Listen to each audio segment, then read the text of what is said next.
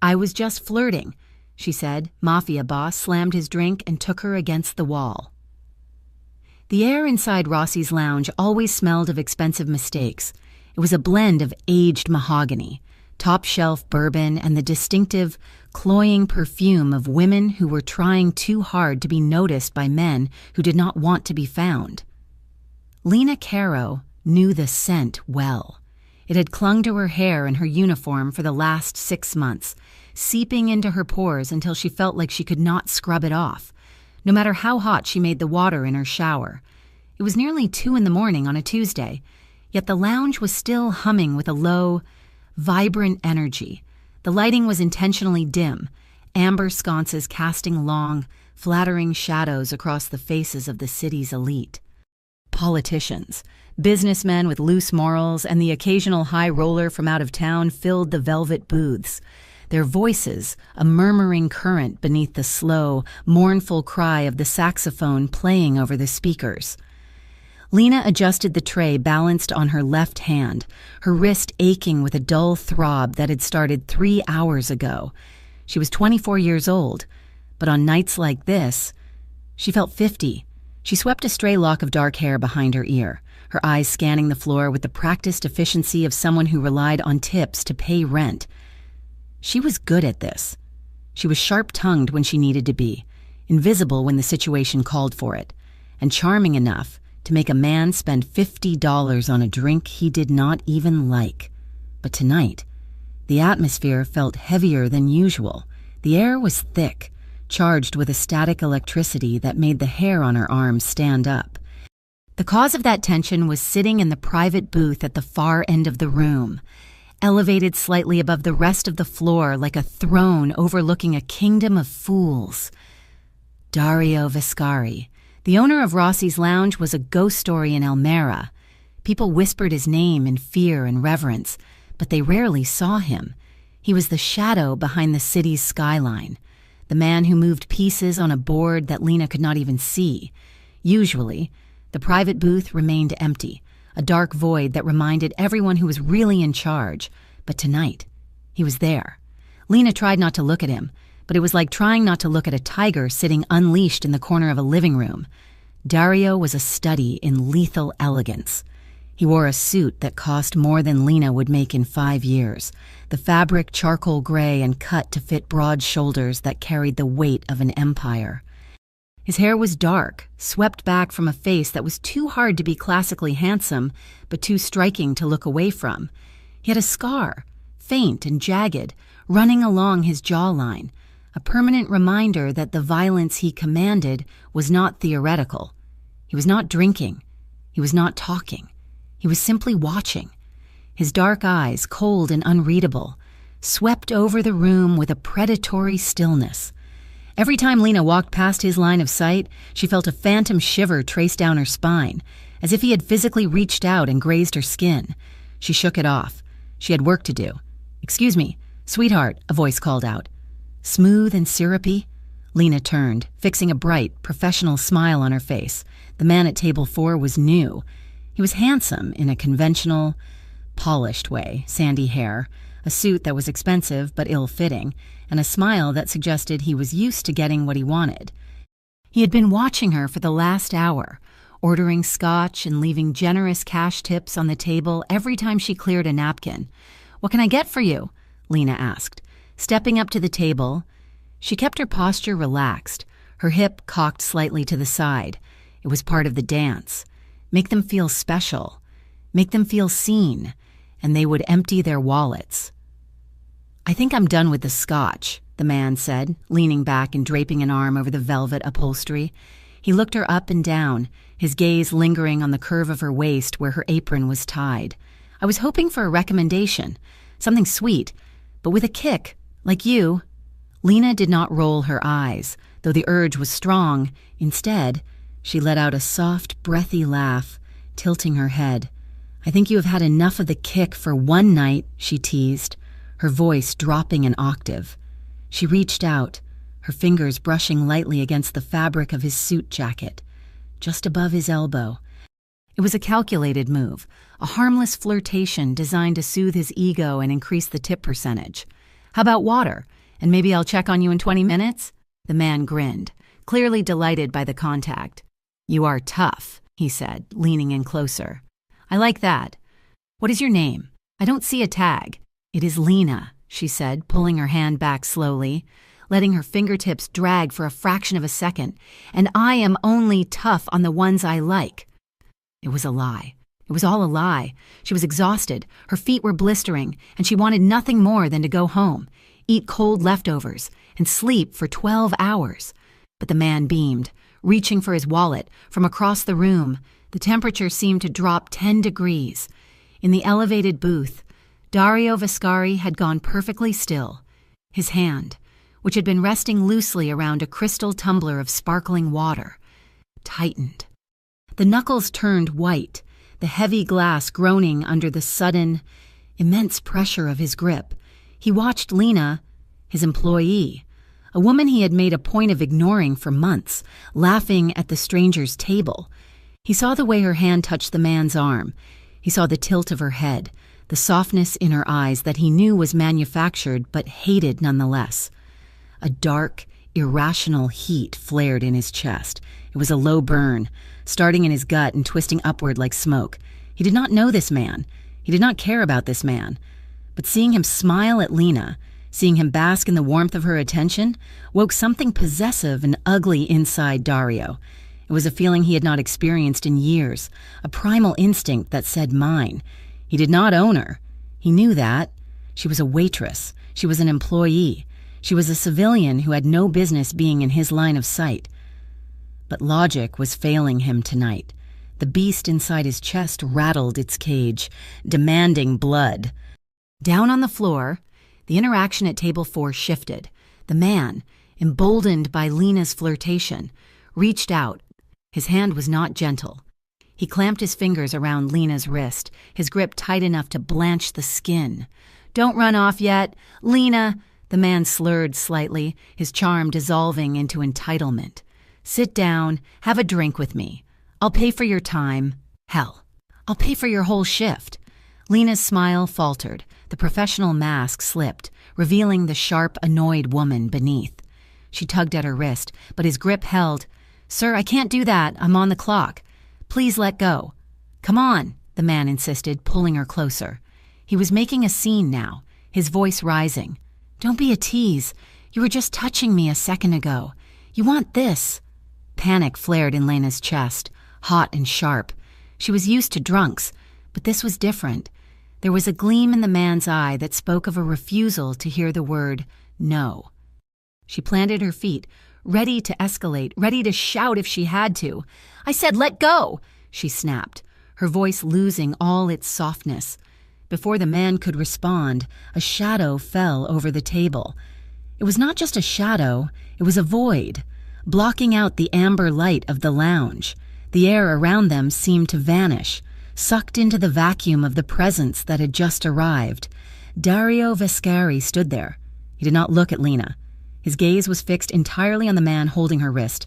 Dario's face was a mask of stone, devoid of anger, devoid of pity. It was the face of a man who could end a life as easily as he signed a paycheck. Let her go, Dario said. His voice was not loud. It was a low rumble, a vibration that seemed to resonate in the bones of everyone within a 10-foot radius. It was a command, absolute and final. The customer looked up, annoyance flashing across his face before recognition set in. The color drained from his cheeks instantly. The arrogance that had been there a moment ago evaporated, replaced by the primal fear of a prey animal realizing it had stepped on a twig in a lion's den. The man's fingers sprang open, releasing Lena as if her skin had suddenly turned to white-hot iron. Mr. Vascari, the man stammered, half rising from his seat, his hands trembling. I didn't realize. We were just having a conversation. Misunderstanding. Dario did not blink. He did not move. He simply stared, his silence stretching out until it became unbearable. You are touching my staff, Dario said, his voice devoid of inflection. You are making a scene in my place of business. You are leaving. Now. It was not a question. The man scrambled, nearly knocking over his chair in his haste. He threw a handful of crumpled bills onto the table. Too much money. A peace offering. and mumbled an apology that nobody listened to. Within 10 seconds, he was weaving through the tables, heading for the exit as if the devil himself were snapping at his heels. Lena stood frozen, rubbing her wrist where the red marks of the man's fingers were fading. Her heart was hammering against her ribs, a chaotic rhythm of relief and humiliation. She hated needing help. She hated that Dario had seen her like that, vulnerable, manhandled. She looked up, ready to thank him, to make a joke and diffuse the tension, but Dario finally turned his eyes to her, and the look on his face stopped the words in her throat. He was furious. It was a cold, controlled fury, but it radiated off him in waves. His jaw was clenched so tight a muscle feathered beneath the skin. His eyes were dark pits, swirling with something she could not name. "My office," he said. The words were clipped, sharp as broken glass. "Now." He turned and walked away without waiting to see if she followed. Lena stared at his retreating back, her own temper flaring to match his. Who did he think he was? She was the victim here. She was the one who had been grabbed. She grabbed her tray, slammed it onto the nearest empty table with a clatter that made a few patrons jump, and marched after him. The back of Rossi's lounge was a different world. The plush velvet and ambient noise faded, replaced by the hum of industrial refrigerators and the stark glare of fluorescent lights in the hallway. Lena pushed open the heavy oak door to Dario's office and stepped inside. The office was like the man himself, impeccable, expensive, and cold. The walls were lined with dark books. The furniture was black leather and chrome. A single lamp burned on the massive mahogany desk, casting a pool of golden light that did nothing to warm the room. Dario was standing by a sidebar, his back to her. He was pouring a drink. The sound of amber liquid hitting the crystal was the only sound in the room. He did not turn around when the door clicked shut. "That," he said, his voice low and vibrating with suppressed violence, "is not how my staff behaves." Lena felt the heat rise in her cheeks. She crossed her arms over her chest, a defensive barrier against his accusation. "Excuse me? I was doing my job. That guy was a creep. I handled it." Dario turned slowly. He held the glass in his hand, his grip so tight his knuckles were white. "You handled it?" he repeated, his voice mocking. "Is that what you call it? Leaning over him, touching him, laughing at jokes that weren't funny? You looked like you were offering yourself up on a platter." The insult hit her like a physical slap. Lena took a step forward, her fear forgotten in the face of her indignation. She was sharp-tongued, and she was not afraid to use it, even on the king of Elmira. "I was hustling for a tip," she fired back, her voice rising. "That is part of the gig, Dario. I smile, I laugh, I make them feel good so they spend money in your bar. I was just flirting. It meant nothing." "It meant something to him," Dario growled. He took a step toward her, invading her personal space. The scent of him hit her, sandalwood, expensive scotch, and the metallic tang of danger. "He thought he had a right to touch you. He thought you wanted it." "I can't control what some drunk thinks," Lena argued, tilting her chin up to meet his gaze. She refused to back down, refused to let him see that her knees were shaking.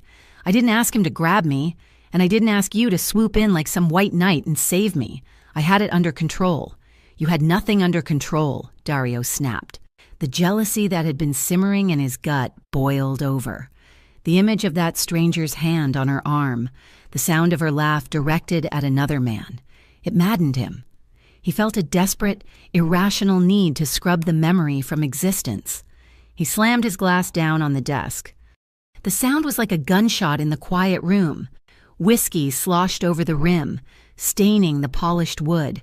Lena flinched. Her body reacted instinctively to the violence of the motion, her shoulders jumping, her breath hitching. But she did not retreat. She stood her ground, her eyes locked with his, burning with defiance. "Don't you dare try to intimidate me," she whispered, her voice trembling with rage. "I am not one of your soldiers. You don't own me." The air between them crackled. It was thick, heavy, and suffocating. The anger in the room began to shift, twisting into something else, something darker, hotter, and infinitely more dangerous. The silence stretched. filled only by the sound of their ragged breathing. Dario looked at her. He really looked at her. He saw the fire in her green eyes, the flush high on her cheekbones, the way her chest rose and fell with every angry breath. She was magnificent. She was defying him, standing up to a man that the entire city feared, and it made him want her with a ferocity that nearly brought him to his knees. He moved. It was a blur of motion, faster than she could react. Dario closed the distance between them. He reached out, his hands gripping her waist, his fingers digging into the fabric of her uniform. He pushed her backward, not violently, but with an inexorable, commanding force. Lena gasped as her back hit the wall, the cool plaster pressed against her shoulder blades, grounding her, trapping her.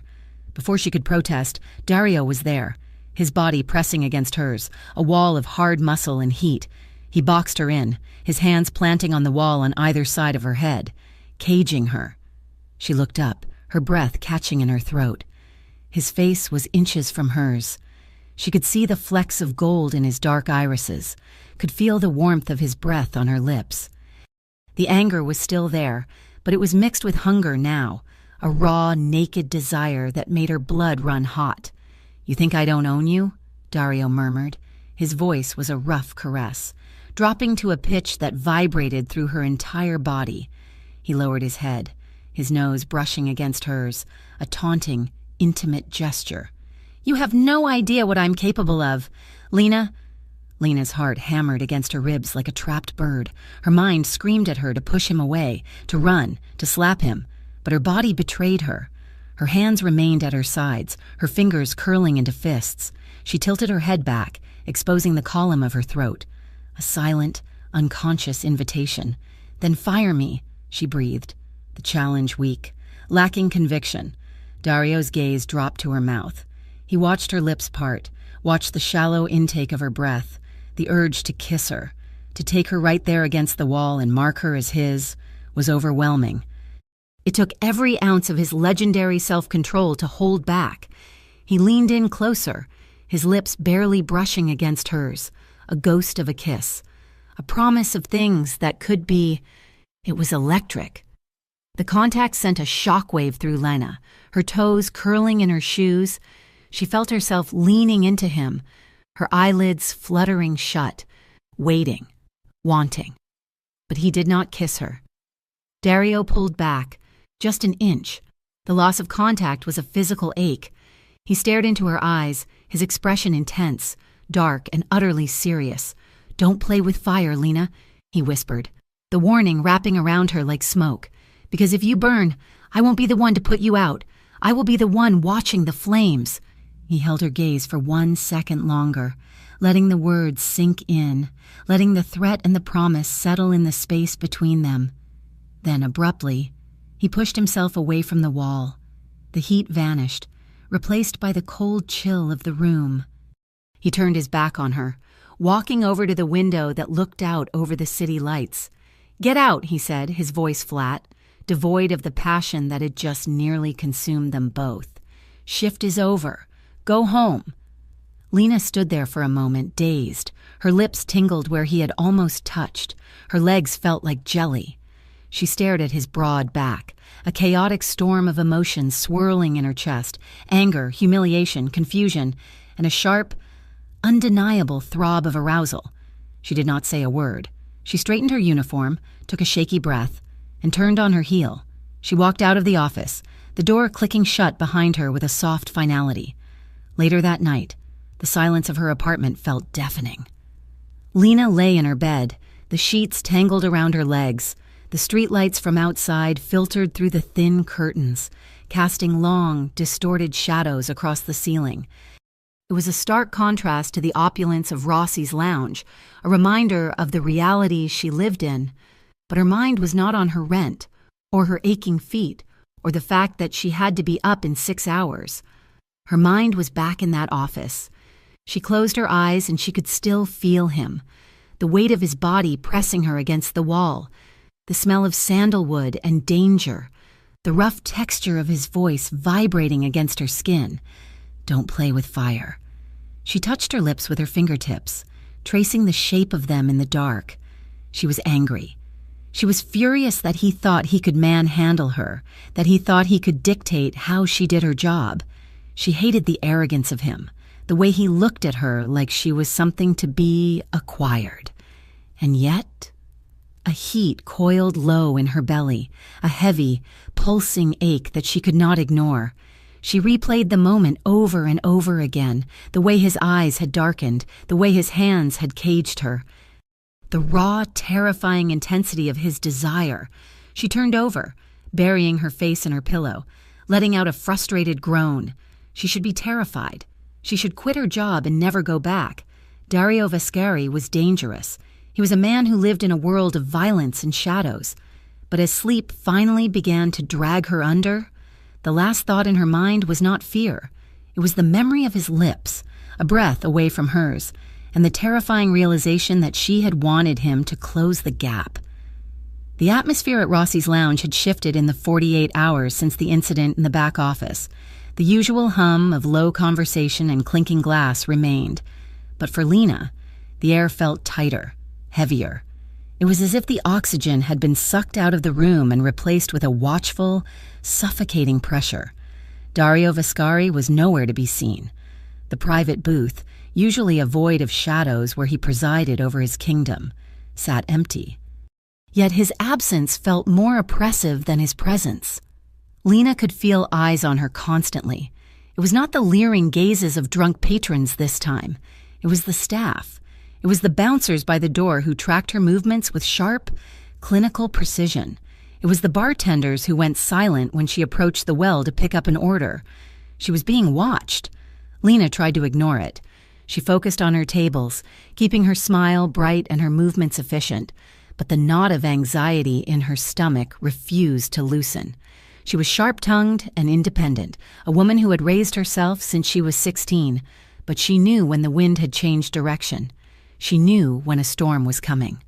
Around 11 o'clock, the storm walked through the front door, and he was not a regular. Lena knew the regulars. The politicians who tipped well to keep their secrets, the businessmen blowing off steam, the lonely hearts looking for conversation. This man was different. He was tall, wearing a tan coat that looked out of place amidst the sea of black suits and cocktail dresses. He sat at the bar, not at the table, and ordered water. Lena was wiping down the counter nearby when he signaled her over. "Excuse me," he said. His voice was pleasant, almost melodic, but it didn't match the flatness of his eyes. They were pale blue, the color of winter ice. "Do you work here often?" "5 nights a week," Lena replied, keeping her tone professional but guarded. She did not lean in. She did not flirt. The lesson from 2 nights ago was still branded on her mind. The man smiled, but it didn't reach those cold eyes. "Then you must know the owner, Mr. Vascari." The name hung in the air between them like a suspended blade. Lena felt a chill crawl up her spine, distinct and warning. In this part of town, people didn't ask about Dario Vascari casually. They either knew him and feared him, or they knew better than to speak his name at all. "I know who signs the checks," Lena said, scrubbing a spot on the counter that was already clean. "But he's not around much. I barely see him." The man hummed, tapping a finger against his water glass. "Is that so? I heard he takes a special interest in his staff, especially the pretty ones." The implication was subtle, but it hit its mark. Lena stiffened. "I wouldn't know anything about that. If you want a drink, I can get the bartender. Otherwise, I have tables to tend to." She turned to leave, her heart hammering a frantic rhythm against her ribs.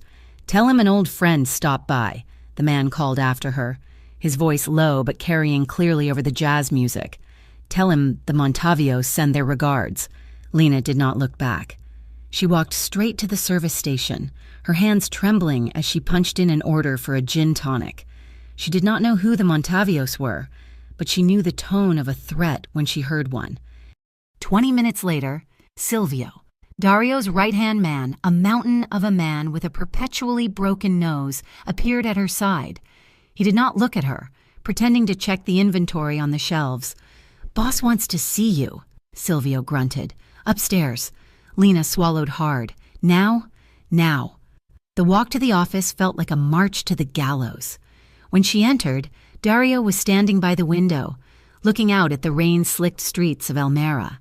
He did not turn when she entered. The room was dim, lit only by the city glow from outside. "Who was he?" Dario asked. No pleasantries, no greeting. Lena closed the door, leaning back against it for support. "I don't know. He wore a tan coat. He asked about you." Dario turned then. His face was a mask of controlled fury, the same look he had worn when he pinned her against the wall. Only this time, the anger wasn't directed at her. It was a cold, calculating rage directed at the world outside. "What did you tell him?" "I told him I didn't know you," Lena said, her voice steady despite the fear fluttering in her throat. "I said I just work here." Dario exhaled, a sharp sound through his nose. He walked around the desk, coming to rest against the edge of it, crossing his ankles. He looked tired. There were shadows under his eyes that hadn't been there 2 nights ago. "Good," he said. "Stay away from men you don't know. Lena, do not speak to them. If someone asks for me, you walk away. Do you understand?" His tone was possessive, bordering on commanding. It sparked that familiar flare of defiance in her chest. "I can handle a conversation." "Dario," she said, crossing her arms, "I am not a child. I got rid of him, didn't I?" "You have no idea what you are handling," Dario snapped, his voice dropping an octave. "These are not drunk tourists trying to grab your waist. These are wolves, and you—" He stopped, his eyes sweeping over her, lingering on her face. "You're standing in the middle of the hunting ground wearing a target. I didn't ask for your protection," Lena argued, though her voice lacked heat. The memory of the man's cold blue eyes was still too fresh. "You have it anyway," Dario said, finality in his tone. "Silvio will have someone walk you to your car tonight. Do not argue." Lena wanted to argue. She wanted to scream that she didn't belong to him, that she didn't want to be part of whatever dangerous game he was playing. But looking at him, at the tension in his shoulders, the lethal focus in his eyes, she realized that arguing was pointless. He was a force of nature. You didn't argue with a landslide, you just tried to survive it. The shift ended, and true to his word, a silent guard walked her to her beat-up sedan. He waited until she was inside with the doors locked before turning away. The drive home was a blur. Lena lived in a walk-up apartment on the edge of the city, a place with peeling paint and neighbors who minded their own business. She parked on the street and hurried up the 3 flights of stairs, her keys clutched between her fingers like a weapon.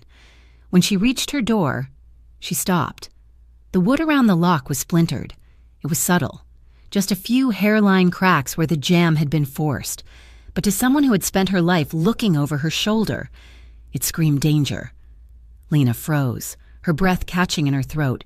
She reached out and pushed the door. It swung open silently. The apartment was dark.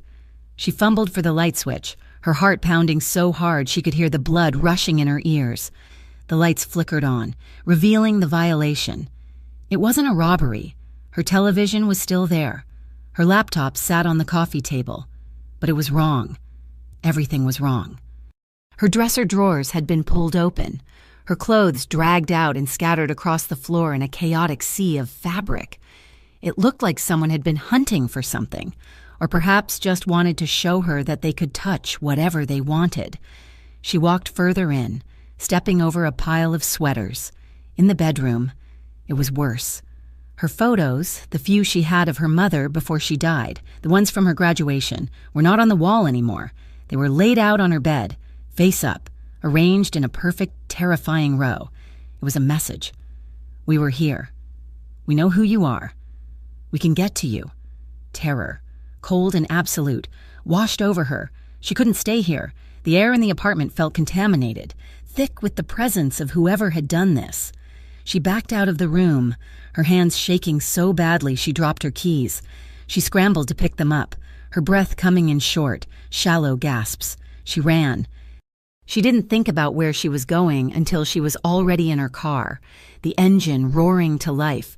She couldn't go to the police. In Elmira, the police took 40 minutes to respond to a break-in, and half of them were on the payroll of men like the one in the tan coat. She needed safety. She needed a fortress. She drove to the only place she could think of, The Vescari Tower pierced the skyline of downtown, a monolith of steel and glass that looked down on the city like a judge. Lena pulled up to the private garage entrance, praying the guard would let her in. She gave her name, her voice trembling. There was a pause, a buzz, and the gate lifted. When the elevator doors opened into the penthouse, Dario was waiting. He was wearing a white dress shirt, the top buttons undone, his sleeves rolled up to reveal forearms corded with muscle. He held a gun loosely in his right hand, down by his leg, as if it were an extension of his body. When he saw her pale face, her wide, terrified eyes, the way she was hugging herself as if to hold her shattered composure together, he safetied the weapon and set it on the console table in one fluid motion. "Lena," he said. It wasn't a question. It was an anchor. "They broke in," she whispered, the words tumbling out. "They didn't take anything. They moved things. My photos, my clothes." Dario crossed the distance between them in 2 long strides. He didn't touch her, but he stood close enough to shield her from the rest of the room. "Did you see them?" "No, I ran. I didn't know where else to go." "You came to the right place," he said grimly. "You are safe here." He led her into the living area. The penthouse was breathtaking, with floor-to-ceiling windows offering a panoramic view of the glittering city below. But it was cold. The furniture was sharp-edged and modern, gray leather and black marble. There were no personal touches, no photos, no clutter. It was a beautiful, sterile cage. "Sit," he commanded gently, pointing to a sofa. He went to a bar cart and poured a glass of amber liquid, bringing it to her. "Drink. It will stop the shaking." Lena took the glass with both hands, the crystal cool against her palms. She took a sip. The brandy burned her throat, a grounding fire that helped clear the fog of panic. Dario sat on the coffee table across from her, leaning forward, his elbows on his knees. He looked at her with an intensity that made her breath hitch. "Tell me exactly what you saw," he said. She told him. She described the splintered wood, the clothes, the photos on the bed. As she spoke, Dario's expression grew darker, his jaw tightening until the muscle feathered again. "It is a scare tactic," he said quietly when she finished. "They want you to feel unsafe. They want to flush you out." "Why?" Lena asked, her voice cracking. "I am just a waitress. Dario, I am nobody." "You are not nobody," he corrected her. "You are the woman I pulled into my office. You are the woman I protected in front of a room full of people. In my world, that makes you a weakness, and my enemies exploit weakness." Lena let out a shaky laugh, staring into her drink. "Great. So I am a pawn because you have a possessive streak." "It is not just that," Dario said. He watched her, his gaze softening imperceptibly. "You are different. Lena, you don't bow, you don't break. It draws attention." "I have had to be tough," she murmured. She looked up at him, her eyes swimming with unshed tears. The adrenaline was fading, leaving behind a raw, aching vulnerability. "I grew up in the system, Dario, foster homes, some good, mostly bad. I learned early that if I didn't look out for myself, no one else would. I ran away when I was 16. I have been drifting ever since, just trying to find a place where the floor doesn't fall out from under me." Dario listened, his silence heavy and attentive. He reached out, taking the empty glass from her hands and setting it aside. "I know what it is like," he said, his voice rough. "To rely only on yourself. To expect the floor to collapse." "You?" Lena scoffed softly, gesturing to the opulent room. "You own the city." "I own things," Dario corrected. "Possessions, territory, but trust. Trust is expensive. Lena, and betrayal. Betrayal has a cost I have paid too many times." He didn't elaborate, but the look in his eyes spoke of old ghosts, of losses that money couldn't fix. It was the first time she had seen him not as a boss or a monster, but as a man, a lonely, haunted man sitting in a glass tower.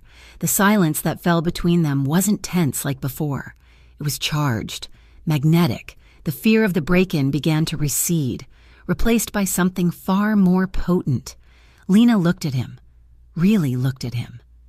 She saw the weariness in his posture, the scar on his jaw, the way his hands, usually so lethal, were resting gently on his knees. She felt a pull toward him, a gravitational force she couldn't resist. "I don't want to be alone tonight," she whispered. The admission hung in the air. Fragile and honest, Dario's gaze locked onto hers. The air in the room seemed to thin. "You are not alone." He stood up, extending a hand toward her. It was an offer, not a command. Lena hesitated for only a heartbeat. She reached out, placing her hand in his. His skin was warm, his grip firm and reassuring. He pulled her up, but he didn't stop there. He drew her closer until her chest bumped against his. The contact was like striking a match. Dario looked down at her, his eyes searching her face for any sign of reluctance, finding none. He raised a hand to cup her cheek. His thumb traced the line of her jaw, his touch reverent, almost hesitant. "Lena," he breathed, her name sounding like a prayer on his lips. She didn't wait. She surged up on her tiptoes, her hands tangling in the hair at the nape of his neck, and pulled him down. Their mouths met in a collision of desperate need. It wasn't gentle. It was a release of days of tension, of fear, of the unspoken thing that had been simmering between them since the moment they met. Dario groaned low in his throat, his arms wrapping around her waist, crushing her against him. He tasted brandy and danger. She tasted rain and survival. The kiss deepened, becoming frantic. Lena opened to him, seeking, demanding. She wanted to forget the apartment, the man in the tan coat, the loneliness of her life. She wanted to be consumed. Dario swept her up into his arms, his strength effortless. Lena wrapped her legs around his waist, burying her face in the crook of his neck, inhaling the scent of him. He carried her down the hall to the bedroom, a vast space dominated by a massive bed. He lowered her onto the mattress, following her down, his body covering hers like a shield. He braced his weight on his forearms, staring down at her. His eyes were black with desire, burning with a hunger that terrified and thrilled her. "Are you sure?" he asked, his voice a ragged rasp. "If we do this, there is no going back. You are in this with me." Lena reached up, tracing the scar on his jaw. She saw the darkness in him, the violence, the baggage, but she also saw the man who had given her a safe harbor when the world tried to drown her. "I don't want to go back," she whispered. "Make me forget." Dario didn't need to be told twice. He lowered his head, capturing her lips again, slow and deep. The world outside the penthouse walls, the threats, the Montavios, the broken lock, ceased to exist.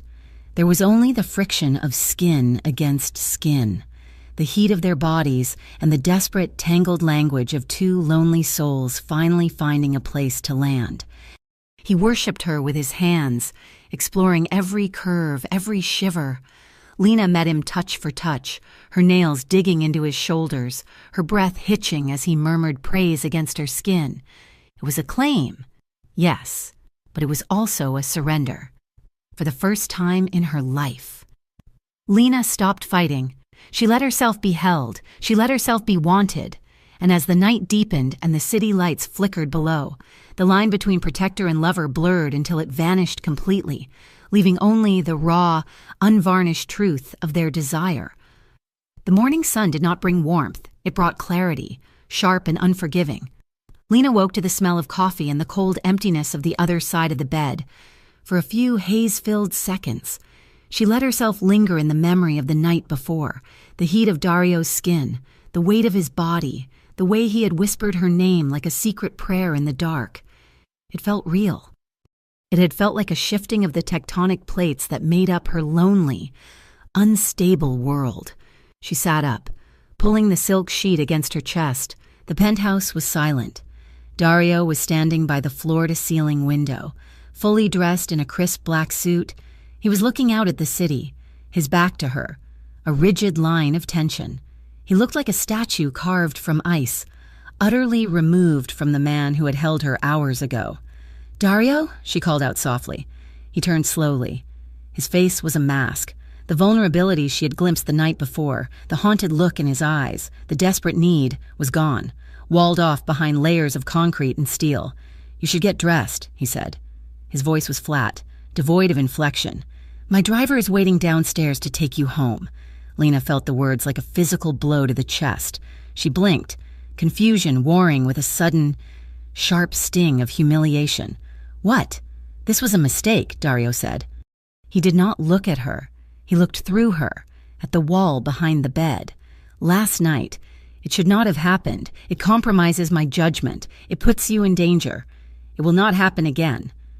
The rejection was clinical, efficient. It was a business decision. Lena scrambled out of bed, grabbing her scattered clothes from the floor. Her hands were shaking, but she forced them to be steady. She would not cry. She would not let him see her break. A mistake, she repeated, her voice rising. She pulled her sweater on, the wool scratching against her sensitive skin. That is what I am to you, a lapse in judgment. You are a liability, Lena, he said, his eyes finally locking onto hers, cold and hard. I cannot afford liabilities. Go home. Forget you were ever here. She stared at him for a long moment, searching for a crack in the armor, a sign that he was lying. But there was nothing. Just the boss of Elmira, dismissing an employee. Fine, she spat. Shoving her feet into her shoes, she grabbed her purse and marched to the door. She paused with her hand on the handle, turning back to look at him one last time. You are a coward, Dario. You talk about bravery in war, but you are too terrified to feel anything real. She slammed the door behind her, the sound echoing like a gunshot in the empty penthouse. The next 3 shifts at Rossi's lounge were an exercise in torture. Lena showed up on time.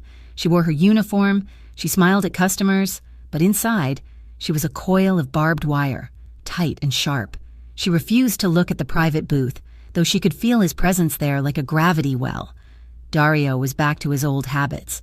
He sat in the shadows, watching. He did not speak to her. He did not acknowledge her. It was as if she were a piece of furniture he had decided to ignore. The indifference made her furious. If he had been angry, she could have handled it. If he had been cruel, she could have fought back, but this erasure, it burned. On Friday night, the lounge was packed. The music was loud, a frantic jazz rhythm that matched the chaotic beating of her heart. Lena decided she had had enough of being invisible. She walked to the service well where Marco, the new bartender, was mixing drinks. Marco was young, with easy laughter and bright eyes. He was safe. He was normal. Hey, Marco, Lena said, leaning her elbows on the bar, letting her posture slip into something loose and inviting. She made sure her back was to the private booth, but she angled herself enough that anyone watching, specifically one person, could see her profile. You look tired. Tough night. Marco looked up, surprised by the attention. Just the usual Friday chaos. You look nice tonight, Lena. Did you change your hair? Just for you, she teased, reaching over to fix his collar. Her fingers lingered on the fabric. She laughed at a joke he hadn't made, tossing her head back. It was a performance. It was petty and beneath her. But she wanted a reaction. She wanted Dario to storm down from his tower and drag her away. She wanted him to lose control again, just to prove that the Iceman was a lie. She risked a glance toward the booth. Dario was watching, but he wasn't storming down. He wasn't gripping his glass until it shattered. He was simply staring at her, his expression one of weary disappointment. It wasn't jealousy, it was pity. The realization poured ice water over her anger. He didn't care. He had meant what he said. It really was just a mistake. She pulled her hand away from Marco abruptly. I need 2 martinis for table 6, she muttered, her voice dull. 10 minutes later, as she was clearing a table near the kitchen, a shadow fell over her. She stiffened, hoping it was him, dreading it was him. It was Silvio. The giant man looked down at her, his face grim. He blocked her path to the kitchen, effectively cornering her. You are playing a game you do not understand, girl, Silvio rumbled. Lena lifted her chin, balancing the tray of dirty glasses. I'm just working, Silvio. Unless there is a rule against talking to coworkers. You are trying to provoke him, Silvio said bluntly. I have seen men try that. I have buried men who tried that. Is that a threat? It is a warning, Silvio said. He leaned in closer, his voice dropping to a gravelly whisper. You think he is cold because he wants to be. You think he pushes you away because he doesn't feel anything? You don't know the wars he has fought. Lena, You don't know what he has lost. Do not test him. If you push the beast too hard, it will not hug you. It will bite." He stepped back, letting her pass. Lena walked into the kitchen, her hands trembling so hard the glasses rattled against each other. The drive home that night felt longer than usual. The city was shrouded in a thick, soupy fog that turned the streetlights into hazy halos. Lena gripped the steering wheel, her knuckles white. Silvio's words replayed in her mind on a loop. "You don't know the wars he has fought." She checked her rearview mirror. 2 bright headlights were keeping pace with her. At first, she told herself it was nothing. It was a main road. Cars traveled it. But then she took a sharp right turn toward the residential district, a turn that no one took unless they lived there. The headlights turned with her. Panic, cold and sharp, spiked in her chest. She took another turn, then another, weaving through the narrow streets of her neighborhood. The car behind her matched every move, staying a constant, predatory distance away. It was a black sedan, sleek and indistinguishable, with tinted windows that swallowed the light. Lena's breath came in short, shallow gasps. She fumbled for her phone, her fingers hovering over Dario's number, but shame stopped her. "You are a liability." She wouldn't call him. She wouldn't go running back to the man who had tossed her out like trash. She gunned the engine, running a yellow light. The sedan sped up but stopped at the red, caught by cross traffic. Lena didn't wait. She floored it, screeching around the final corner to her apartment building. She parked haphazardly, not bothering to lock the car, and sprinted for the front door. She took the stairs 2 at a time, her lungs burning, fumbling with her keys. She burst into her apartment, slamming the door and throwing the deadbolt, then the chain, then a chair under the knob. She backed away, chest heaving, waiting for the sound of footsteps on the stairs. Silence. She sank to the floor, wrapping her arms around her knees. Shaking, she was safe. She was alone. 10 minutes later, a fist pounded on her door. Lena screamed, scrambling backward until her back hit the sofa. "Go away, I have a gun!" She didn't have a gun. She had a can of pepper spray and a bread knife. "Open the door, Lena!" It wasn't the voice of a stranger. It was Dario, and he sounded furious. Lena scrambled up, pulling the chair away and undoing the locks with trembling fingers. She threw the door open. Dario stood in the hallway. He looked like he had run there. His hair was windblown, his suit jacket unbuttoned, his chest heaving. Behind him, Silvio and 2 other men stood guard by the stairwell, their hands near their waistbands. Dario pushed past her into the apartment, kicking the door shut in Silvio's face. He spun on her, his eyes blazing with a terrifying light. "Why didn't you answer your phone?" he roared. Lena flinched, stepping back. What? My men called you. I called you. You were followed for 6 blocks by a car with no plates, and you decided to play race car driver instead of calling for help? I didn't know they were your men, Lena yelled back, the fear turning into adrenaline-fueled anger. I thought I was being hunted. I saw a black car and I ran. You are being hunted. Dario grabbed her by the shoulders, his grip bruising. That is why I had a tail on you. To protect you, because you were too stubborn to realize that you walked into a war zone. I didn't ask for a tail. Lena shoved at his chest, but he didn't move an inch. I didn't ask for any of this. You told me to leave, remember? You told me I was a mistake. So why are you here? Why do you care if I get run off the road? Because you are mine. The words exploded out of him, raw and primal. The silence that followed was deafening. Dario stared at her, his chest heaving, as if the admission had been torn from his throat against his will. Lena stared back, stunned, her mouth slightly open. I tried, Dario said, his voice dropping to a rough, desperate growl. He stepped closer, crowding her, forcing her to retreat until the back of her legs hit the coffee table. I tried to let you go. I tried to keep you out of this. But then I get a call that you are speeding through traffic with a Montavio Scout on your bumper, and He cut himself off, shaking his head. I stopped breathing. Lena, I stopped breathing until I saw you standing here. You hurt me, Lena whispered, tears finally spilling over. You made me feel like nothing. I was trying to save you, he rasped. He reached out, his hands cupping her face, his thumbs wiping away the tears with rough tenderness. "But it is too late. They know you are my weakness, and if I leave you alone here, they will take you to break me. I am not a weakness," she said fiercely, grabbing his wrists. "No," Dario murmured, his gaze dropping to her mouth. "You are not. You are the only thing that matters." The tension in the room shifted violently. The fear and the anger evaporated, replaced by a combustible need that sucked the air from their lungs. Dario kissed her. It wasn't like the first time. It wasn't slow or gentle. It was a collision. He devoured her, his mouth hungry and possessive, claiming her with a ferocity that bordered on violence. Lena met him with equal force, her hands fisting in his shirt, pulling him closer, needing to feel the solid reality of him. He walked her backward, stumbling over the rug until she hit the wall. He pressed his body against hers, the heavy, hard weight of him pinning her in place. His hands were everywhere, in her hair, gripping her waist, sliding down to her hips to pull her flush against him. "You don't run from me," he growled against her lips, biting the lower one gently. A punishment and a plea. "Never again." "Then don't push me away," Lena gasped, arching into his touch. Dario buried his face in the curve of her neck. He inhaled her fragrance, the unique fragrance of her skin that had haunted his dreams for the last 3 nights. A primal instinct took over, an ancient drive to mark what belonged to him, to warn the world that she was taken. He kissed the sensitive skin beneath her ear, sucking hard.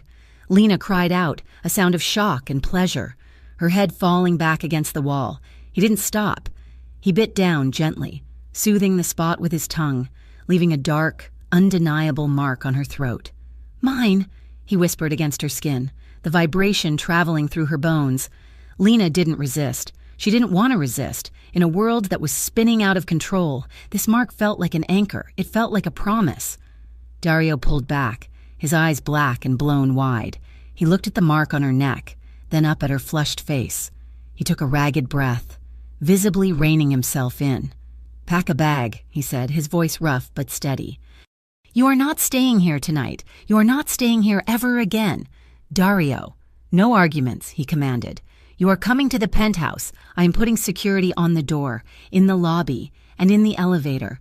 You will sleep in my bed where I can see you, where I can reach you." Lena looked at him.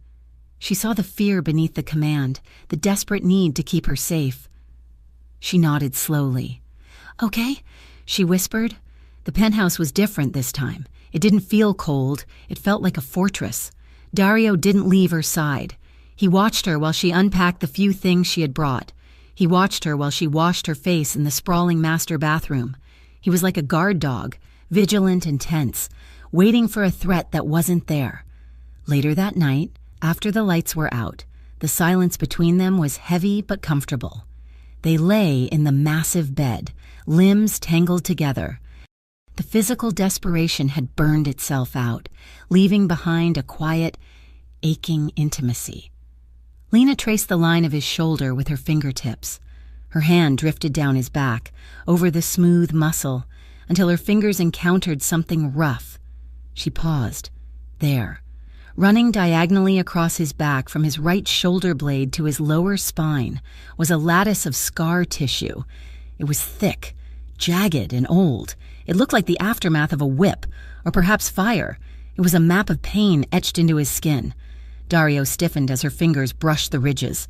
He didn't move away, but his breathing stopped for a second. "Dario?" Lena whispered, propping herself up on one elbow to look at him in the dim light. "What is this? What happened?" For a long time, he didn't answer. He lay face down, his head resting on his arms, the muscles of his back bunched tight. "I told you," he said finally, his voice muffled by the pillow. "Betrayal has a cost." "Who did this to you?" Dario turned over slowly, capturing her hand in his. He brought her knuckles to his lips, kissing them softly, his eyes sad and ancient in the darkness. "It was a long time ago," he said quietly, "before I was the boss. When I was just a soldier who believed in loyalty above all else. I trusted the wrong man. I thought we were brothers. I didn't see the knife coming until it was already carving me open." He placed her hand on his chest, over his heart. "The scars on my back healed," he said, "but the trust broke that day, Lena. It never grew back until you." Lena felt a lump form in her throat. She understood now. She understood the coldness, the walls, the hesitation. He wasn't empty. He was terrified. He was a man holding himself together with sheer will, waiting for the next knife. "I am not him," she whispered fiercely. "I will never hurt you." Dario looked at her, his gaze searching her face, reading the truth in her eyes. He pulled her down, tucking her head under his chin, wrapping his arms around her so tightly it was almost painful. "I know." He breathed into her hair, and in the safety of his arms, surrounded by the steel and glass of his tower. Lena finally slept without dreaming of running, but Dario remained awake, watching the door, his hand resting protectively on the curve of her hip, waiting for the war he knew was coming. The days inside the Vescari penthouse bled into one another, a seamless loop of luxury and confinement. For Lena, the penthouse was a gilded cage, beautiful but suffocating. She spent her mornings wandering the expansive rooms, her fingers trailing over cold marble surfaces and leather furniture that cost more than she would earn in a lifetime. It was on one of these aimless wanderings that she found the drawer. Dario was in the shower, the sound of running water a distant hum. Lena was in his study, a room she usually avoided, but boredom had made her bold. She wasn't snooping, she told herself. She was just looking for a pen to write a grocery list, a futile exercise given that Dario's staff stocked the refrigerator before she could even ask. The desk was massive, a slab of dark mahogany that dominated the room. Most of the drawers were locked, their contents secured behind steel mechanisms. But the bottom drawer on the right side was slightly askew. The latch had not caught. Lena hesitated. The smart thing to do was to push it shut and walk away. Dario valued his privacy above all else. He had made that clear. But curiosity was a powerful tide. She hooked her finger over the edge of the wood and pulled. The drawer slid open silently. Inside, there were no files, no weapons, no stacks of cash. There was only a single, silver-framed photograph lying face up on the velvet lining. Lena reached in and lifted it. The picture was old, the colors slightly faded. It showed a woman with dark, laughing eyes and a smile that lit up her entire face. In her arms, she held a toddler, a little girl with curly hair and a ribbon in her dress. They were sitting on a picnic blanket, caught in a candid moment of pure, unadulterated joy. Lena stared at the image, her heart squeezing. She looked at the woman's face and saw the ghost of Dario in the little girl's eyes. This was not a mistress. This was family. This was a past he had never spoken of, a happiness that had been extinguished. She heard the water shut off in the bathroom down the hall. Panic flared. Lena quickly placed the photo back in the drawer, exactly as she had found it, and slid the drawer shut until the latch clicked. She stepped back, her breath coming in short bursts. She didn't ask him about it. She couldn't. To ask would be to acknowledge that she had pried into the one part of his soul he kept buried. But the image stayed with her. It explained the shadows in his eyes. It explained the desperate, terrifying way he held her at night, as if he expected her to vanish if he let go. As the week wore on, the dynamic between them shifted. Dario, usually a slave to his empire, began to neglect it. He missed meetings. He ignored calls from his capos. He spent hours just sitting with Lena on the balcony, watching the city lights, his hand resting heavy and possessive on her knee. He was pulling back from the world, his focus narrowing until it encompassed only her. It was a heady, intoxicating kind of love, but it came with a price. The bill came due on a rainy Tuesday evening. Silvio burst into the penthouse without knocking. He was dripping wet, his face pale and grim. Dario was in the kitchen pouring wine for Lena. He set the bottle down slowly, sensing the shift in the atmosphere. "What is it?" Dario asked, his voice low. "It is Enzo," Silvio said, his voice tight. "He didn't report for his shift at the warehouse. We found his car abandoned by the docks." Dario went still. "And?" Silvio pulled a small digital recorder from his pocket and placed it on the marble island. He pressed play. The voice that crackled to life was distorted, but the menace was clear. You took something that didn't belong to you. Vescari. Now we have taken something of yours. Give us the girl, or the body count rises. You have 24 hours. The recording clicked off. Silence descended on the kitchen, heavy and suffocating. Lena felt the blood drain from her face. She gripped the edge of the counter, her knuckles turning white. "This is my fault," she whispered. The words tasted like ash. "They want me. They took Enzo because of me." "No," Dario said immediately. He turned to her, his eyes blazing. "This is not on you. This is the Montavios being desperate. They are trying to squeeze me. They are going to kill him. Dario!" Lena cried, stepping toward him. "You heard them. They want a trade. Give them to me, and your man goes free." "Absolutely not," Dario snarled. He slammed his hand onto the counter, the sound making her jump. "We do not negotiate with terrorists, and I am certainly not handing you over to be butchered by animals." "So you will let Enzo die?" Lena challenged, her voice trembling. "He's one of your men. You value loyalty above everything. How can you sacrifice him for me? I would burn this entire city to the ground before I let them touch you," Dario said. His voice was terrifyingly calm, a cold promise of violence. "Do not speak of this again. You are staying here. Silvio, double the guard downstairs. No one comes in. No one goes out." He turned and stormed out of the kitchen, heading for his study to plan a war. Lena stood there, paralyzed by guilt. She thought of the photo in the drawer. She thought of the woman and the child. Dario had lost people before. If Enzo died, if more of his men died because he was too focused on protecting her, it would destroy him. He would eventually resent her. The love would turn to poison. She knew what she had to do. 3 hours later, the penthouse was quiet. Dario was still in his study, shouting orders into a phone. The guards were at the front door, but Lena knew the service schedule. She knew the housekeeping staff used the freight elevator in the back pantry, and she knew the code because she had watched Dario punch it in once when they ordered food. She wrote a note on a napkin. "I won't let you lose anyone else." She left it on his pillow, moving like a ghost. She slipped into the pantry. Her heart hammered against her ribs like a trapped bird. She punched in the code. The heavy metal doors slid open. She stepped inside, hitting the button for the ground floor. The descent felt like falling. When the doors opened into the loading dock, the air was cold and smelled of rain and exhaust. She pulled her coat tighter around herself and walked out into the night. She found a taxi 2 blocks away. "The docks," she told the driver, her voice hollow. "Warehouse District." The ride was a blur of neon lights and rain-streaked windows. When the taxi dropped her off at the edge of the Montavio territory, fear nearly paralyzed her. The warehouses loomed like sleeping beasts in the dark. She forced herself to walk forward, her hands raised in surrender. "I am here," she screamed into the darkness. "I am Lena Caro, let him go." Shadows detached themselves from the building. 3 men. They didn't look like negotiators. They looked like executioners. "Well, look at that," one of them sneered, stepping into the light. The boss's pet came to heel.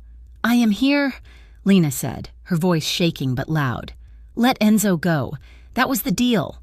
The man laughed. It was a dry, ugly sound.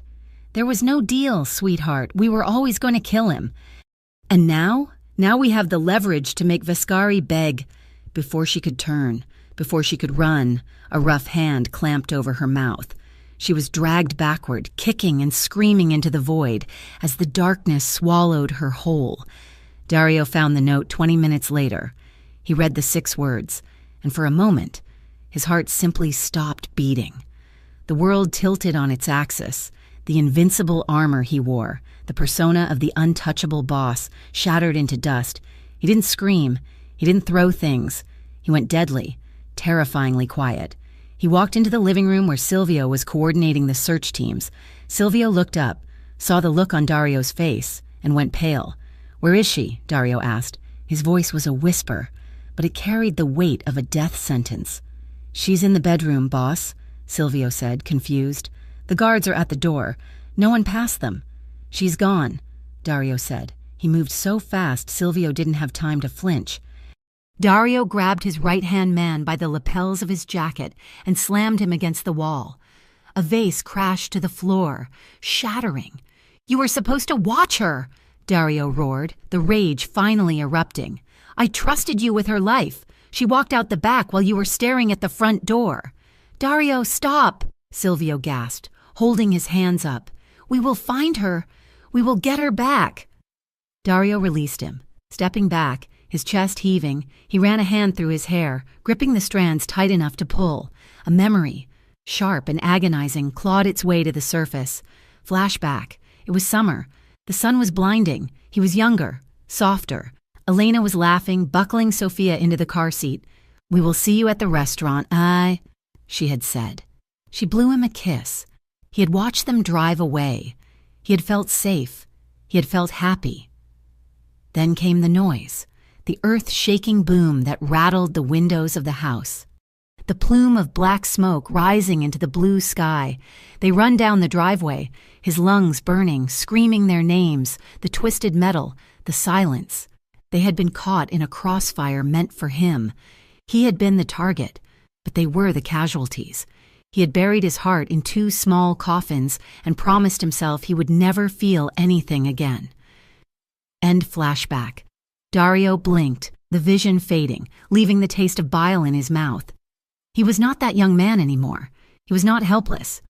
He was the monster in the dark that other monsters feared. "Get the car," Dario said. His voice was devoid of humanity. It was pure, cold steel. "Call everyone, every soldier, every favor. We are going to the docks." "Boss," Silvio warned, straightening his jacket. "If we hit the Montavios on their home turf, it is war. The police, the feds, everyone will come down on us." Dario turned to him. His eyes were black pits. "Let them come," Dario said. "Tonight, I will kill everyone who stands between me and her." The Montavio warehouse smelled of rust and old blood. Lena was tied to a chair in the center of the open floor. Her lip was split, a trickle of blood running down her chin. Her coat had been torn. She was shivering, not from cold, but from the aftershocks of the blow to her face.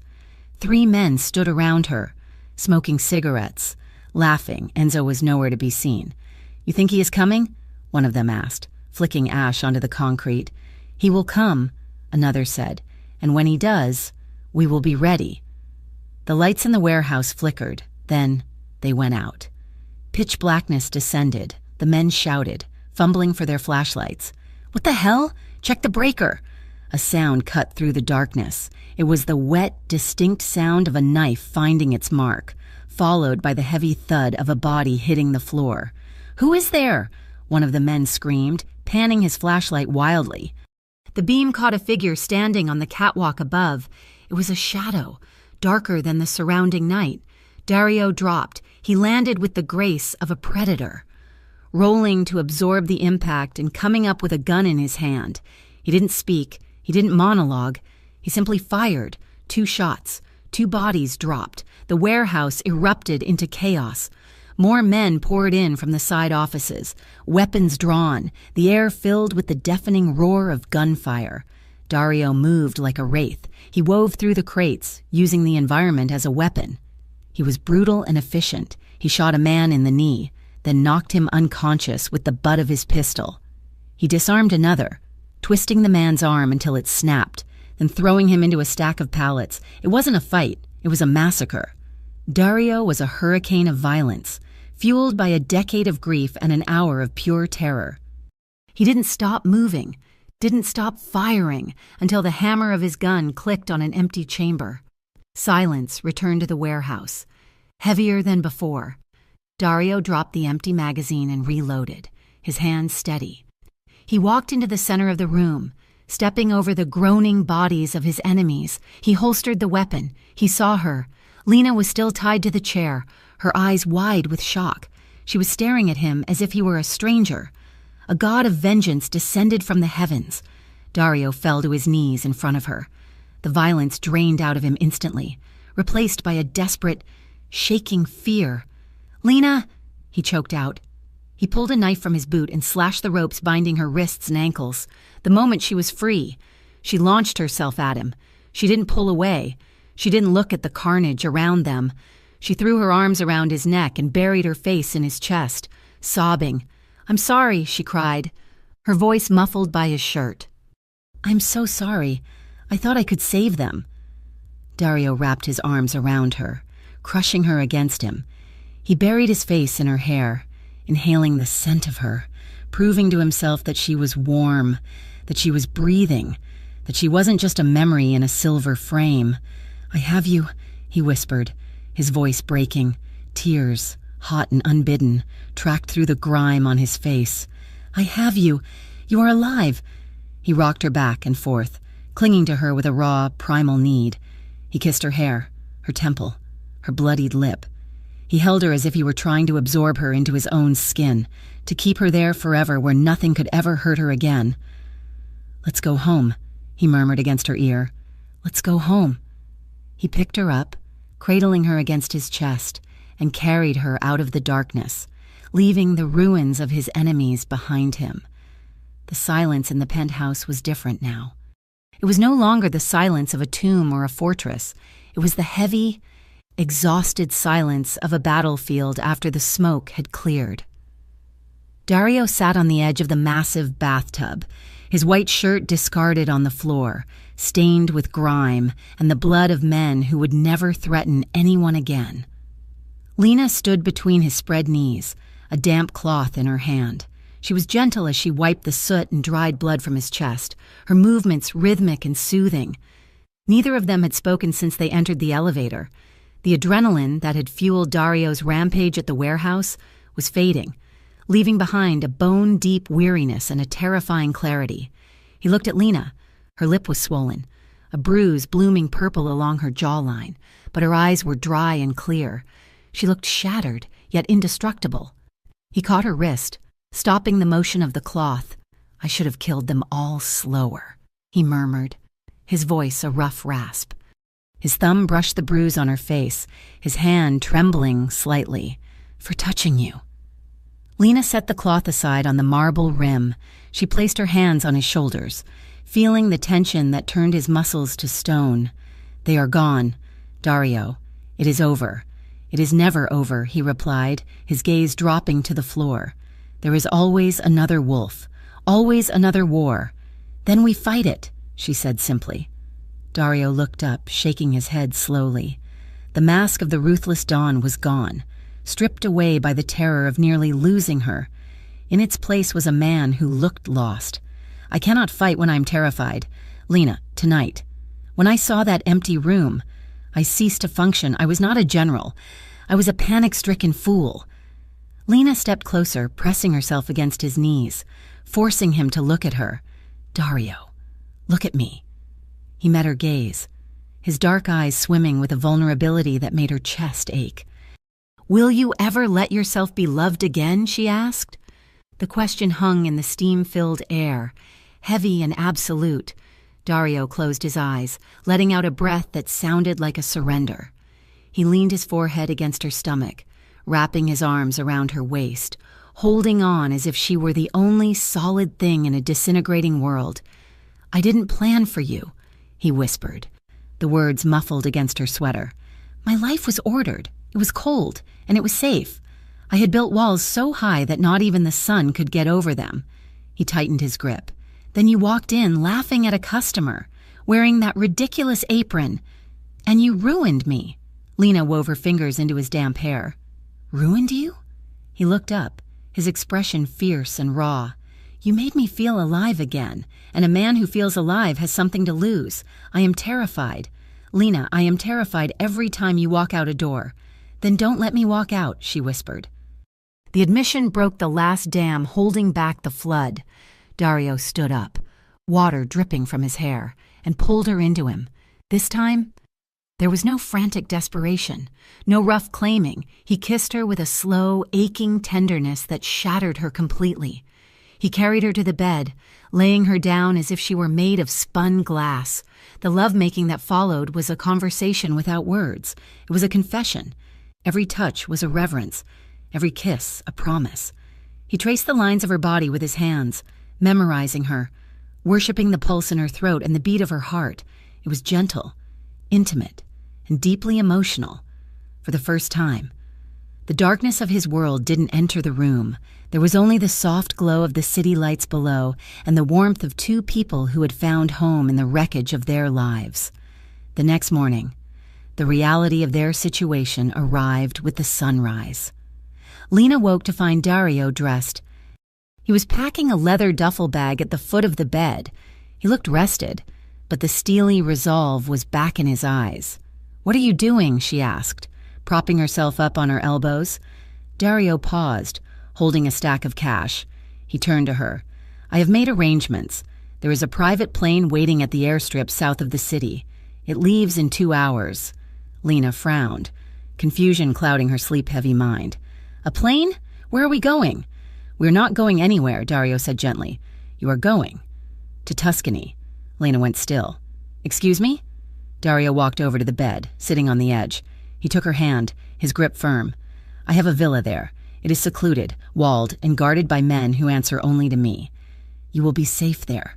Lena, the Montavios cannot reach you across the ocean. You will have a new name, a new life. You can paint, you can read. You can be free of this poison." He said it like it was a gift. He thought he was saving her. Thought he was.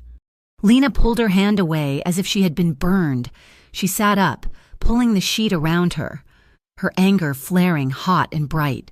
"You are sending me away?" she demanded. "After last night? After you told me I made you feel alive? Because you make me feel alive," Dario argued, his voice rising. "I cannot do what needs to be done if I am worrying about you every second of the day. The Montavios have declared total war. The streets are going to run red. Lena, I cannot have you in the crossfire. So you ship me off like a package?" Lena scrambled out of bed, ignoring her nakedness as she grabbed her robe. She paced the room, furious. "You decide my life for me? I get a villa and a guard dog, and you get to stay here and die." "I have to stay here and survive." Dario stood up, matching her intensity. "I am doing this for you." "I don't want it," Lena shouted. She stopped pacing and turned to face him, her chest heaving. "I don't want to be safe. Dario, I don't want Tuscany. I don't want a view of a vineyard if I have to look at it alone. You don't understand. I understand perfectly." She closed the distance between them, poking a finger into his chest. "You are scared. You think that if you send me away, you don't have to worry about losing me. But you will lose me, Dario. If you put me on that plane, you lose me. I want you. Here. Fighting. Living. I want the mess. Dario, I want all of it." Dario stared at her, his jaw working. He looked like a man trying to hold back an avalanche with his bare hands. Before he could respond, his phone buzzed on the nightstand. It wasn't a text. It was the specific ringtone for Silvio. Dario snatched it up, his eyes never leaving Lena's face. "What?"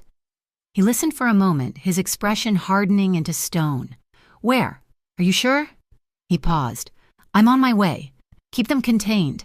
He hung up and looked at Lena. The vulnerability was gone, locked away behind the armor of the boss. "The Montavio leadership has been spotted at a meeting house near the river. If I strike now, I can end this. I can cut the head off the snake." "Dario," Lena warned, grabbing his arm. "I have to go," he said. He leaned down and kissed her hard, brief and final. "Silvio is downstairs. He will drive you to the airstrip. Please, Lena, for me, get on the plane." He didn't wait for an answer. He turned and walked out of the penthouse, taking the air from the room with him. Lena stood in the center of the living room for a long time, listening to the silence. She was not getting on that plane. She would drag her heels. She would scream. She would fight the pilot if she had to. She went to the kitchen to make coffee, her mind racing with ways to convince Dario to let her stay. As she passed the hallway, she heard a voice. It was coming from the service entrance, near the laundry room. Yes, he just left. It was Silvio. Lena froze. Silvio was supposed to be downstairs preparing the car. Why was he whispering in the laundry room? She crept closer, pressing her back against the wall. "He's heading to the river," Silvio said, his voice low and urgent. "It is a perfect setup. He thinks he is ambushing you. but he is walking into a kill box. Lena felt the blood drain from her face. The world tilted. Silvio, Dario's right hand, the man who had warned her about the wars Dario had fought. "I did what I had to do," Silvio continued, his tone defensive. "He is out of control. He started a war over a waitress. He's burning the business to the ground for her. When he is gone, we can make peace. We can stabilize the territory." A pause. "Yes, I have a girl. I will bring her to you at Rossi's, the alleyway.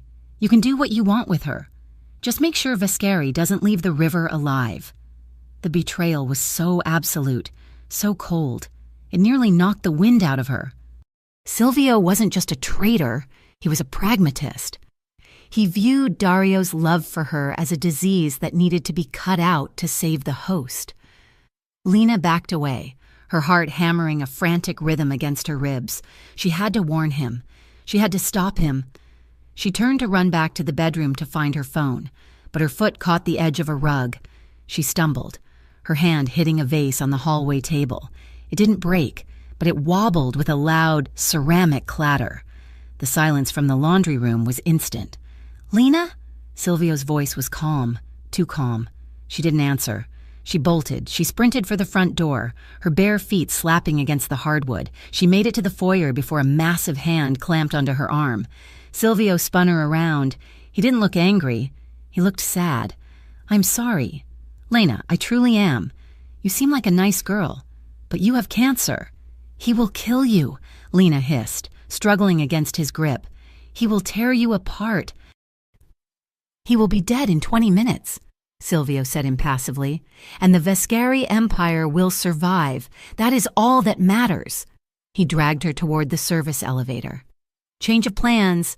We're going to Rossi's. It seems fitting to end it where it started."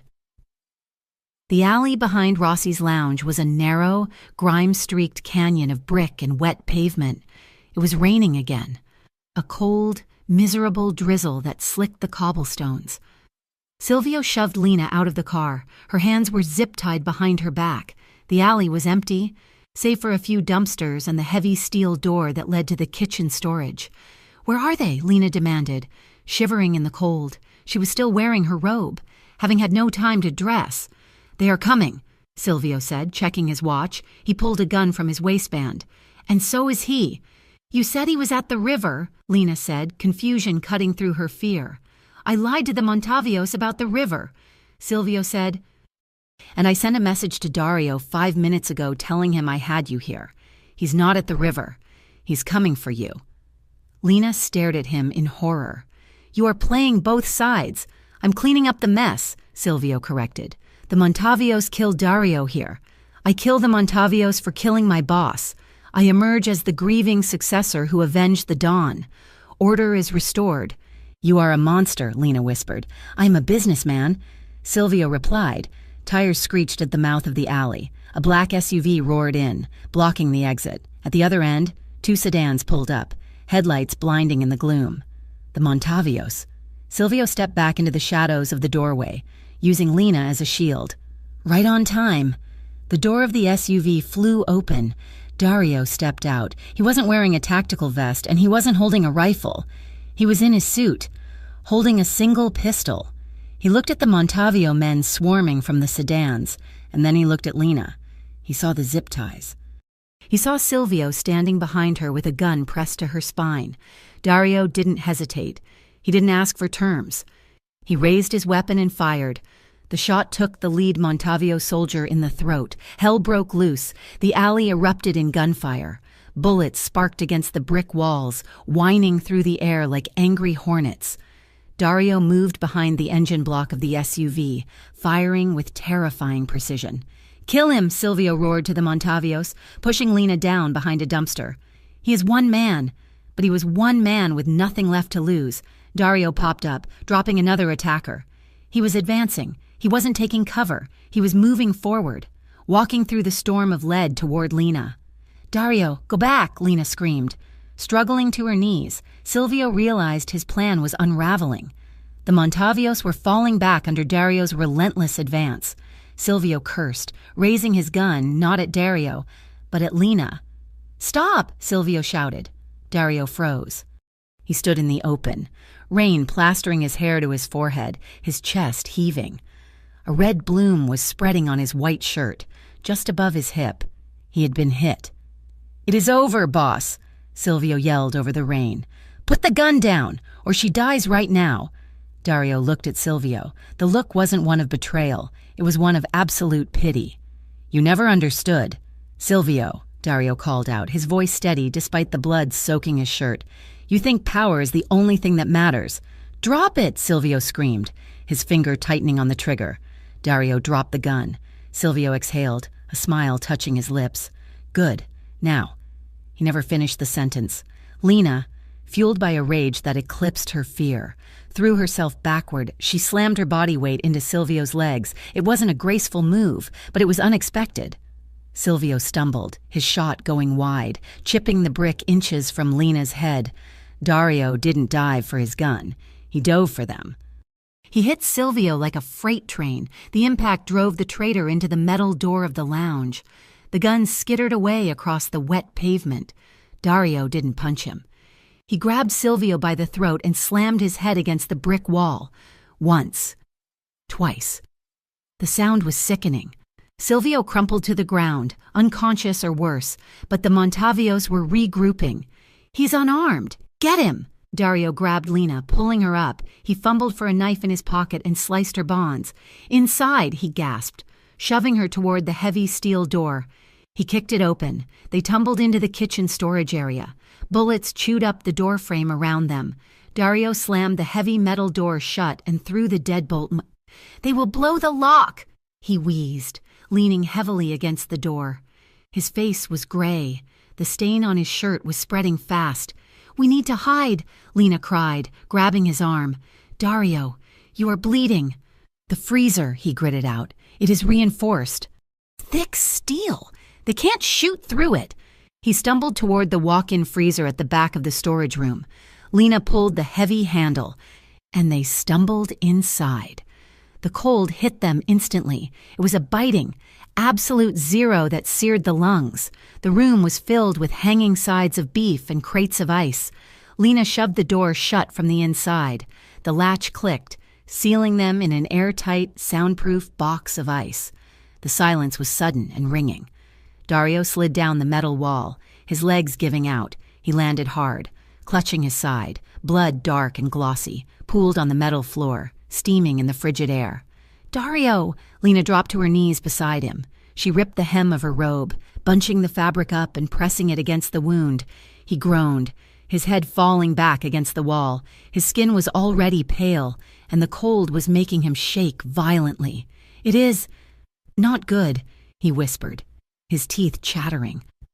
"You are going to be fine," Lena said, her voice trembling. Tears, hot and fast, streamed down her face, freezing on her cheeks. "You are too stubborn to die in a freezer." Dario Vescari. "Cold," he mumbled. "So cold." "I am here," Lena sobbed. She moved closer, wrapping her body around his, trying to share her warmth. She pressed her forehead against his. "Stay with me. Look at me." Dario opened his eyes. They were hazy, losing focus. He lifted a hand, his fingers stained with his own blood, and touched her cheek. I came back," he whispered. "You came back," she confirmed, kissing his freezing palm. "I chose," he rasped, struggling for breath. "I chose the mess." A sob tore through Lena's throat. Yes, you did. And we are going to live through it. Do you hear me? We are going to live." Outside, the muffled thuds of the Montavios trying to batter down the outer door vibrated through the floor. But inside, time seemed to stretch. Dario's hand fell to her waist, gripping her tightly. "Lena, I am here. If I don't... No!" She cut him off fiercely and desperately. "Don't you dare say goodbye. You promised me. Remember? You promised you wouldn't run." Dario let out a weak, breathy laugh that turned into a cough. "I am not running. I am just... resting." He leaned his head on her shoulder. The cold was seeping into their bones, slowing their hearts. The blood loss was making him drowsy. Lena held him, her hands pressing hard against the wound, her own body shaking from the cold and the terror. "We don't lose each other," she whispered into the freezing air, a vow against the darkness. "We won't lose to each other again. Promise," Dario breathed, his voice barely audible. His eyes drifted shut. Lena buried her face in his neck, listening to the shallow, ragged rhythm of his breathing, praying that the sirens she heard faintly in the distance were coming for them, and that they weren't too late. The sirens that night did not signal rescue. They signaled a different kind of ending. Dario survived the freezer. When the police finally cut through the heavy steel doors with thermal lances, they found him barely conscious, his blood freezing to the metal floor, but his hand was still gripped tight around Lena's. He was rushed to surgery, a chaos of lights and shouting, while Lena was detained, questioned, and eventually released when expensive lawyers materialized out of the ether to shield her. He lived, but the world he woke up to was burning. The shootout in the alley had not ended the war. It had poured gasoline on it. The Montavios, humiliated and leaderless after the loss of their key captains in the warehouse raid, had become feral. They were striking at Viscari businesses in broad daylight. Worse, the police commissioner, who had looked the other way for years, was now under federal pressure to deliver a head on a platter. Even Dario's own lieutenants, sensing blood in the water and seeing their leader weakened by a bullet to the gut, were beginning to circle like sharks. The Viscari empire was crumbling. 3 weeks after the shooting, Dario sat in a safe house on the outskirts of the city. He was thinner, his movement stiff and pained, the wound in his side a constant, throbbing reminder of his mortality. Lena sat across from him. The table between them was covered in burner phones and maps. "You cannot go back," Lena said. Her voice was quiet but possessed a steel that had not been there 6 months ago. "If you step back into the city, you die. If the Montavios don't get you, the feds will lock you away for the rest of your life. There is no winning this. Dario." Dario looked at the map of Elmira, the city he had ruled, the city that was now trying to devour him. He looked at Lena. She looked tired. The shadows under her eyes were deep, and she flinched when cars drove past the window too slowly.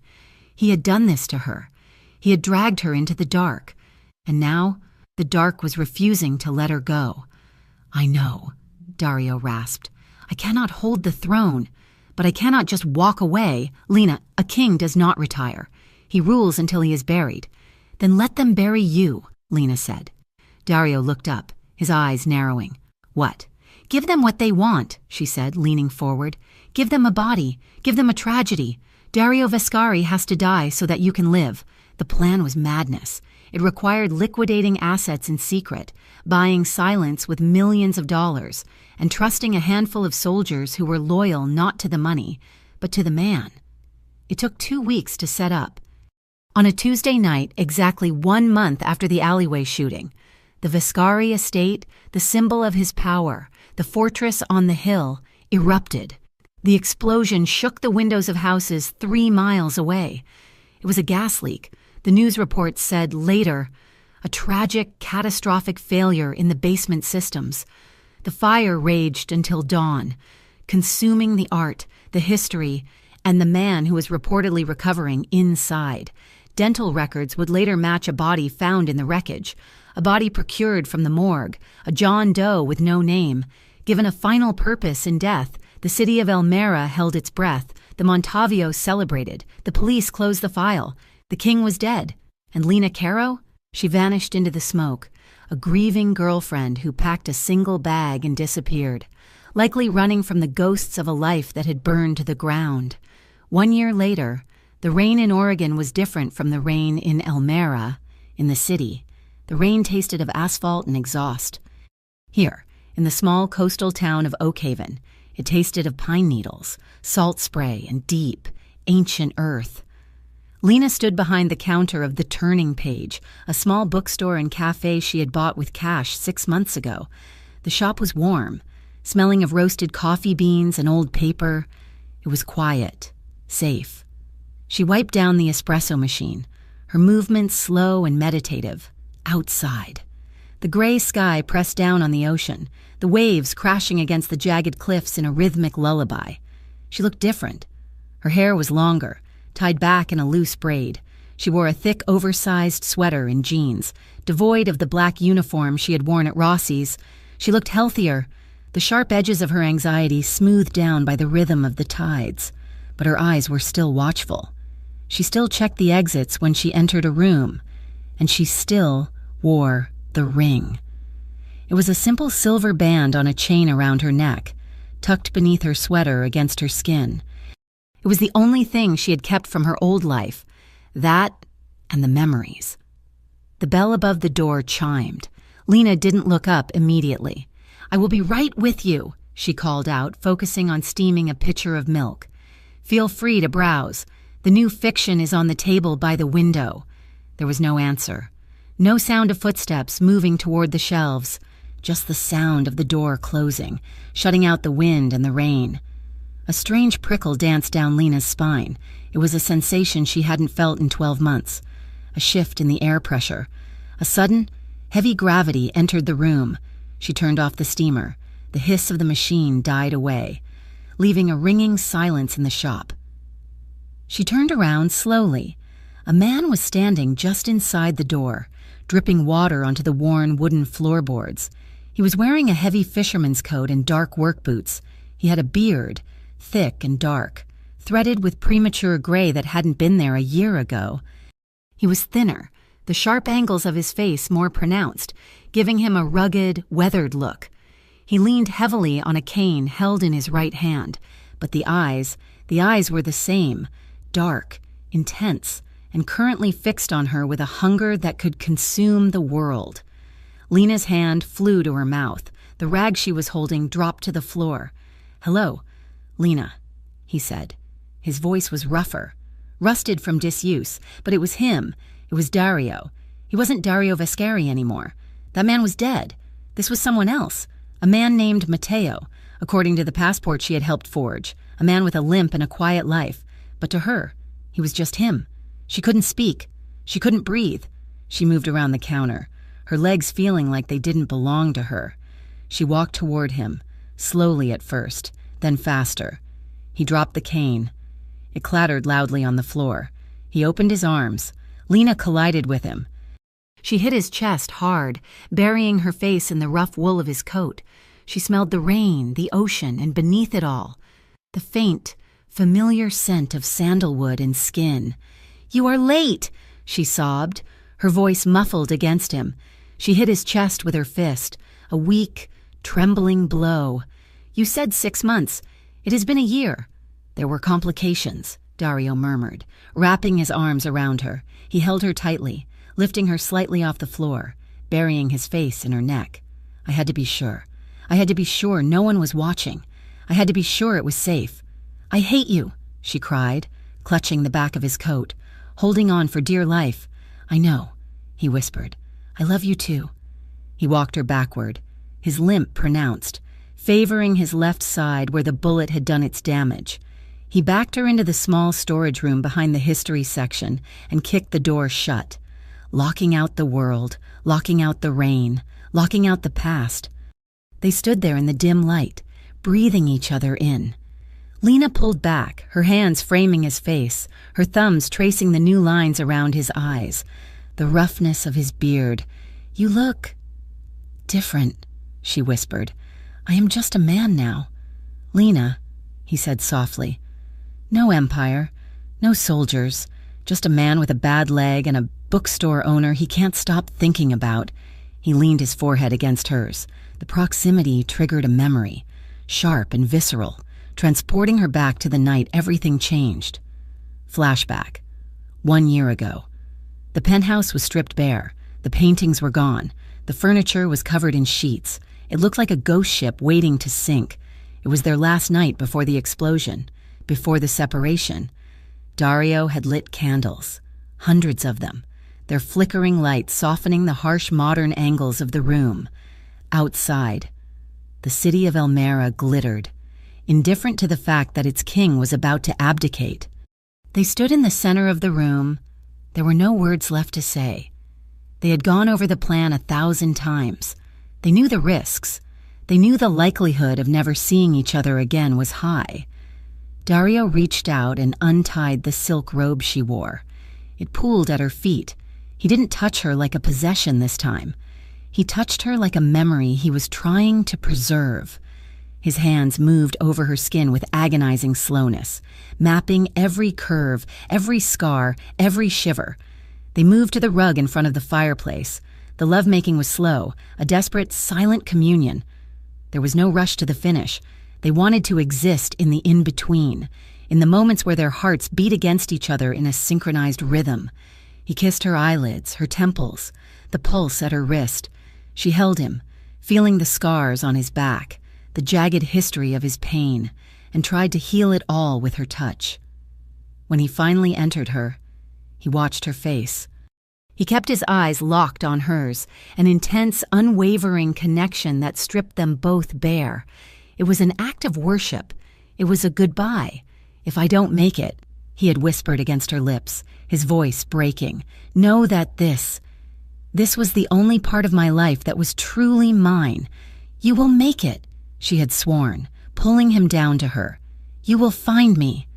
Present day. The memory faded, replaced by the reality of the dusty back room in Oakhaven. Dario was here.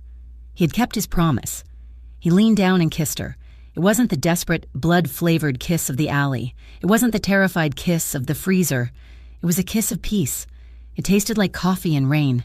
It was deep and steady, grounded in the earth beneath their feet. There were no guns on his hips. There was no blood on his hands. The silence around them wasn't waiting for a gunshot. It was just silence. Dario pulled back, resting his hands on her waist. He looked around the cramped storage room, at the stacks of unsold inventory and the mop bucket in the corner. "It is not a penthouse," he noted, a small, crooked smile touching his lips, a smile she had never seen before. It was a free smile. "It is better," Lena said, wiping the tears from her cheeks. "It is ours, and nobody here cares who you were. They only care if you can fix a leaky shelf." "I think I can manage a shelf," Dario said. He ran his hand down her arm, intertwining their fingers. "I missed you, Lena. Every hour, every breath. I missed you too," she whispered. She reached up and toyed with the collar of his coat, a mischievous glint returning to her eyes, the same spark that had started a war in a nightclub a lifetime ago. She leaned back against the doorframe, tilting her head, looking at him through her lashes. "You know," she said softly, a playful tease entering her voice, "you really shouldn't be back here, sir. Customers aren't allowed in the storage room." "I might have to call the manager." Dario laughed. It was a rusty, beautiful sound. He stepped closer, crowding her space, the old dominance flaring up for just a second, but tempered now with love. "I am not a customer," he rumbled, his voice dropping to that familiar, spine-tingling pitch. "Oh no," Lena bit her lip, looking up at him. "Then what are you doing here?" "I was just flirting," she whispered, echoing the words that had sealed her fate that night at Rossi's. Dario's eyes darkened, the pupils blowing wide. He reached out, his hand finding the wall beside her head, boxing her in just like he had that first night. But this time, there was no fear, only a promise kept. He leaned down, his lips brushing her ear, his breath warm against her skin. "And I am still taking you against the wall," he murmured, pulling her close. And as the rain fell softly on the roof of the quiet bookstore at the edge of the world, the former king of Elmira and the girl who had ruined him closed the distance. Finally, and forever, home. "Thank you so much for listening to this story. I was just flirting," she said. Mafia boss slammed his drink and took her against the wall. "I hope you enjoyed the journey of Lena and Dario from the dangerous underworld of Elmira to their peaceful new beginning on the coast. I would love to hear your thoughts on the ending. Did you like that they found peace, or were you expecting a different outcome? Please leave a comment down below letting me know where you are listening from and what you thought of the story. I love reading your feedback in English.